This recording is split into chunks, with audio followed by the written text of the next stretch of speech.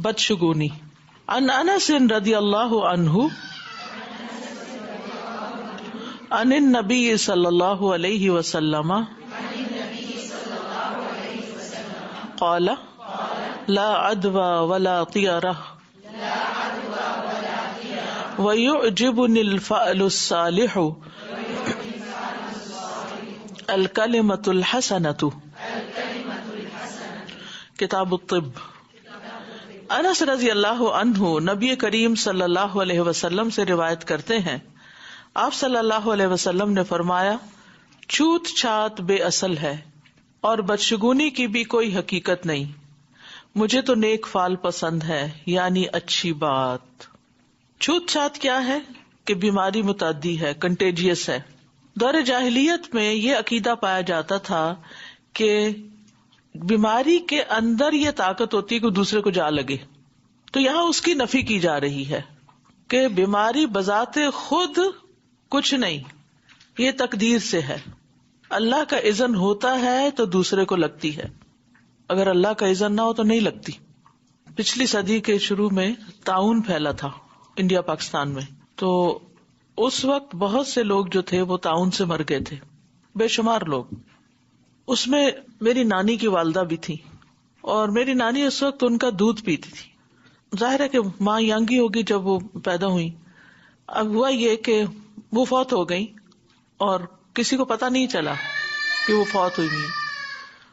اور بچی جو تھی یعنی میری نانی جو تھی وہ فوت شدہ کا دودھ پیتی رہی، لیکن ان کو طاعون نہیں لگا. سمجھانے کی بات، یہ مثال اس لیے دے رہی ہوں کہ وہ بچ گئی، وہ تقریباً 90 سال کی ہو کے فوت ہوئی ہیں. لیکن جو ینگ انرجیٹک، بچوں کا امیون سسٹم جو ہوتا ہے وہ کمزور ہوتا ہے، لیکن جو ینگ انرجیٹک تھے بے شمار لوگ آس پاس کے فوت ہوئے. اسی طرح میں کسی اور جگہ کے بارے میں سن رہی تھی کہ اس میں ایک گھر میں 6 بچے، 6 بیٹے ان کے فوت ہو گئے، اور دوسرے گھر میں کسی کو بھی بیماری نہیں لگی. پھر کچھ گھر چھوڑ کے پھر کچھ گھر والے سارے مر گئے کہ آگے جو ہے وہ اس کو نہیں لگی. تو اس سے کیا پتہ چلتا ہے؟ ایک طاعون تھا، مجھے ایگزیکٹلی ڈیٹ یاد نہیں، جس میں تقریباً 1/3 یورپ جو تھا اس کی زد میں آیا تھا، لیکن باقی تو بچ گئے. اگر بیماری کے اپنے اندر ہی طاقت ہوتی کہ اس نے لازمی لگنا ہی لگنا ہے تو پھر تو کوئی بھی نہ بچتا. تو یہ بھی تقدیر کا حصہ ہے، جس کو جب چاہے اللہ وہ لگا دے، ورنہ اس کے اپنے اندر اللہ نے ایسا دفاعی نظام رکھا ہے کہ وہ وائرس اندر جا کے بھی پنپ نہیں سکتا، اس کو بیمار نہیں کر سکتا. تو اللہ پہ توکل بھی بڑا ضروری ہے، لیکن اسباب اختیار کرنا ضروری ہے. اسی لیے کہا گیا کہ جہاں طاعون پھیلے وہاں جاؤ نہیں، احتیاط برتو. اور یہ بھی تقدیر کا حصہ ہوتا ہے.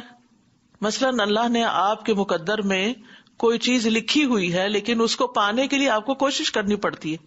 اسی لیے کوئی چیز آپ کے لیے ڈینجرس ہے تو اس سے بچنے کے لیے آپ کو کوشش کرنی پڑتی ہے، احتیاطی تدابیر اختیار کرنی پڑتی ہیں. تو وہ احتیاطی تدابیر آپ کو اختیار کرنی چاہیے، اس سے منع نہیں کیا گیا. لیکن دوسری طرف یہ بتا دیا گیا کہ یہ مت سمجھو کہ اگر کسی کو کوئی چھینک آ گئی ہے تو وہ آپ کو تو ضروری پکڑے گی. نہیں، ہو سکتا ہے کہ اس کا وائرس ٹرانسفر کر کے آپ کے اندر بھی جا پہنچے، لیکن اندر جا کر وہ آپ کو مارنے کے بجائے خود مر جائے.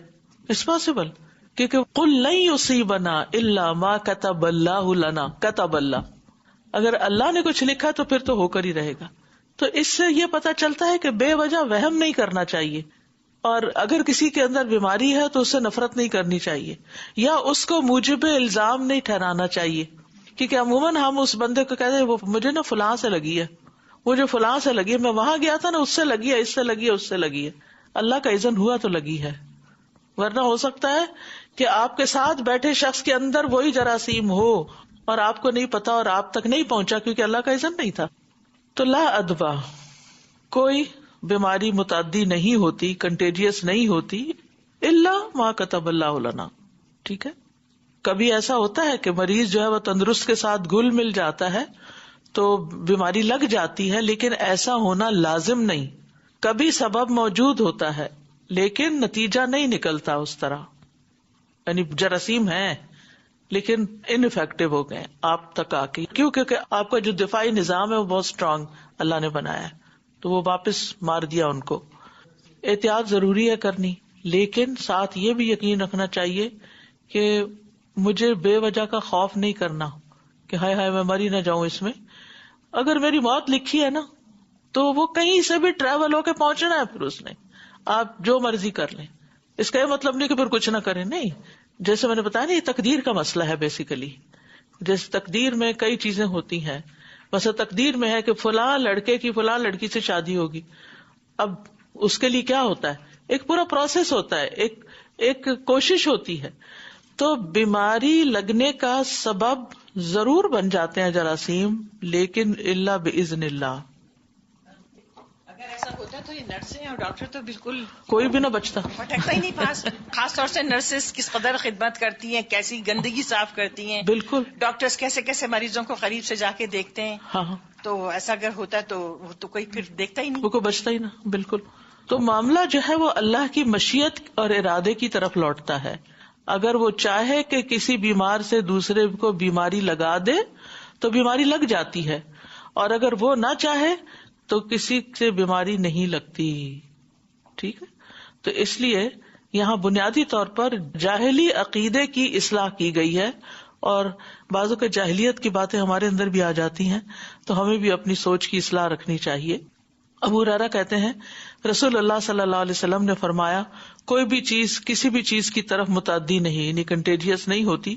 آپ نے جب 3 دفعہ فرمایا تو ایک دیہاتی کھڑا ہو گیا, آرابی, کہنے لگا اللہ کے رسول, بے شک خارش کا زخم, اسکن ڈیزیز جو اونٹ کی ہوتی ہے, اونٹ کے ہونٹ یا اس کی دم کی جڑ میں ہوتا ہے, تو یہ تمام اونٹوں کو خارش لگا دیتا ہے. آپ کچھ دیر خاموش رہے, پھر فرمایا اس پہلے اونٹ کو خارش کہاں سے لگی تھی, یعنی اگر اس کو کسی اور سے لگی اس کو تو جو فرسٹ اونٹ جو بیمار ہوا تھا جس نے نمبر 2 کو لگائی تھی, وہ پہلے والے کو کہاں سے لگی تھی. فرمایا کوئی بیماری متعدی نہیں ہوتی, سفر کا مہینہ منحوس نہیں ہوتا, اور نہ الو سے کوئی نحوست ہے. بعض لوگ الو کو منحوس جانور سمجھتے ہیں, تو وہ بھی نہیں, اور سفر کا مہینہ منحوس نہیں, کیونکہ عربوں کے ہاں حرام مہینوں کے بعد جو سفر کا مہینہ آتا تھا اس میں جنگ و جدل شروع ہو جاتی تھی, تو اس کو وہ اپنے لیے منحوس سمجھتے تھے. آج ہمارے ہاں بھی یہ کانسیپٹس موجود ہیں, محرم میں شادی نہیں کرنی, سفر میں سفر نہیں کرنا, فلاں دن میں یہ کام نہیں کرنا, فلاں گھنٹے میں نہیں کرنا, فلاں جگہ پہ نہیں کرنا, یہ منحوس ہے وہ منحوس. کوئی نحوست نہیں. نحوست انسان کے اپنے اندر ہوتی ہے, اور سب سے بڑی نحوست گناہوں کی نحوست ہوتی ہے. ہمارے اوپر ما اصابکم من مصیبت فبما کسبت ایدیکم ویعفو عن کثیر, کوئی مصیبت تم پر نہیں آتی مگر یہ کہ وہ تمہارے اپنے ہاتھوں کی کمائی ہوتی ہے, اور اللہ تعالیٰ بہت سی چیزوں سے تو درگزری کر جاتا ہے. ٹھیک ہے. تو یہ سمجھ جانا چاہیے کہ انسان کو اپنا ایمان مضبوط رکھنا چاہیے, اور نحوستیں باہر ڈھونڈنے کی بجائے اپنے اندر دیکھنی چاہیے کہ ہم اگر چاہتے ہیں کہ ہماری حفاظت ہو تو ہمیں اللہ تعالیٰ کے احکام کی حفاظت کرنی ہے. احفظ اللہ یحفظک. نبی صلی اللہ علیہ وسلم نے ابن عباس کو فرمایا تھا کہ اللہ کے احکامات کی حفاظت کرو تو اللہ تعالیٰ تمہاری حفاظت کرے گا.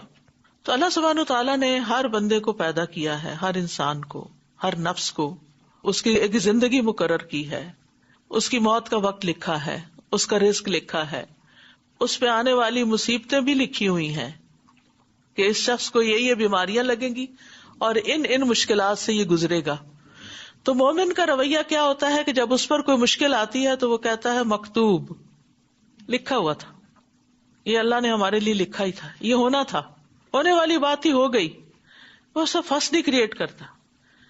اب دیکھیے کہ بعض اوقات بچوں سے کوئی نقصان ہو جاتا ہے, کوئی چیز گھر کی توڑ دیتے ہیں, کوئی حادثہ ہو جاتا ہے, ٹھیک ہے احتیاط آپ نے کر لی ساری, پھر بھی ہو گیا, تو مکتوب لکھا ہوا تھا, کیا کر سکتے ہیں, یہ تو ہونا تھا, ہونے والی بات ہی ہو گئی. تو اس لیے انسان کو تسلی رکھنی چاہیے کہ جو مجھے اللہ نے وقت دیا ہے اور آزمائشوں سے بچایا ہوا ہے اس میں اچھی طرح اپنے آپ کو اچھے کاموں میں مصروف رکھوں. دوسرا یہ فرمایا ولا طیرہ, اور کوئی چیز ایسی نہیں جس سے نحوست پکڑی جانی چاہیے, کسی الو وغیرہ سے یا کسی اور چیز سے. اور پھر کیا فرمایا کہ وَيُعْجِبُنِي الْفَالُ الصَّالِحُ, اور اچھی بات نیک فال مجھے پسند ہے. اور اچھی فال کیا ہے؟ الکلمۃ الحسنہ, اچھا بول, اچھی بات منہ سے نکالنا. تو نبی صلی اللہ علیہ وسلم کو اچھی فال لینا پسند تھا. مثلاً صلح حدیبیہ کے موقع پر کیا ہوا تھا؟ جب حضرت عثمان کی شہادت کی خبر عام ہو گئی تو پھر نبی صلی اللہ علیہ وسلم نے صحابہ سے بیعت لی تھی، بیعت رضوان جس کو کہتے ہیں، اور مکہ والوں کے ساتھ صلح کی تھی. تو اس موقع پر جو مکہ والوں کی طرف سے شخص آیا تھا وہ سہیل بن عمر تھا. تو آپ نے فرمایا کہ معاملہ آسان ہو گیا. سہیل سہل سے ہے نا، سہل آسانی. یعنی اچھی فال کیا ہوتی ہے کہ انسان کسی دوسرے کی زبان سے آسانی والی بات سنے یا نفع حاصل کرنے والا کلمہ سنے جو اس نے غیر ارادی طور پر بولا ہو، اور سننے والا اس سے اچھا شگون لے لے. مثلاً آپ کا بچہ اسکول جا رہا ہے پہلے دن، تو آپ کے دل سے محبت سے ایک بات ابھرتی ہے اور آپ کہتے ہیں کہ انشاءاللہ میرا بچہ بہت بڑی بڑی کامیابی حاصل کرے گا. اچانک منہ سے نکل آتا، تو یہ کیا ہے؟ اس کے حق میں ایک دعائی بن گئی، سمجھے، ایک اچھی فال بن گئی. اسی طرح یعنی کسی بھی موقع پر اچھے کمنٹس جو ہیں، یہ کام ہو جائے گا. مشکل کام کے وقت بھی انشاءاللہ ہو جائے گا، اللہ کی مدد ہے ساتھ، اللہ کروائے گا. جب پازیٹو جملے آپ بولتے ہیں تو آپ کے لیے آسانی ہو جاتی ہے، کیونکہ آپ کا مائنڈ، آپ کا جسم اسی طرح پر کام بھی کرنے لگتا ہے. اور اگر آپ کہیں جاتے ہوئے، مثلاً کہیں جا رہے ہیں، سفر پہ جا رہے ہیں، اور کوئی پوچھے کہاں جا رہے ہیں، اور ان میں سے کوئی کہے مرنے جا رہے ہیں مثلاً. نہیں، کئی لوگ بڑے وٹی بنتے ہیں اور بڑے مذاق میں الٹی باتیں کرتے ہیں. میں نے خود سنا ہوا ہے اس طرح کے کلمات. اور ایک موقع پر کہیں ہم جا رہے تھے تو گاڑی میں کوئی شخص تھا، اس نے اسی طرح کی کوئی نیگیٹو بات کی. تو میں نے کہا کہ جس کام سے تم جا رہے ہو یہ ہوتا مشکل نظر آتا ہے، کیونکہ یہ جو منہ سے نکلی ہوئی باتیں نا، یہ انسان کے سامنے آتی ہیں. تو ہمیں خود بھی، گھر والوں کو بھی، بچوں کو بھی سمجھانا چاہیے کہ منہ سے ہمیشہ اچھی بات نکالو، مایوسی کی باتیں نہیں. مذاق میں بھی جھوٹ نہیں بولو، غلط بیانی نہیں کرو، غلط وعدے نہیں کرو، کسی کے اوپر ہنسو نہیں، مذاق نہیں اڑاؤ. اللہ سبحانہ تعالیٰ سے بھی اچھا گمان رکھنا چاہیے، کیونکہ اس سے دل کو ایک سکون اور قرار ملتا ہے. نبی صلی اللہ علیہ وسلم کی کوئی حدیث پڑھیں، سمجھ نہیں آ رہی تو بھی اچھا گمان رکھیں. کسی نے آپ سے کوئی بات کہی ہے تو یہ نہ سوچے یہ اس کے پیچھے کیا مقصد ہے اس کا، اچھا ہی سمجھے.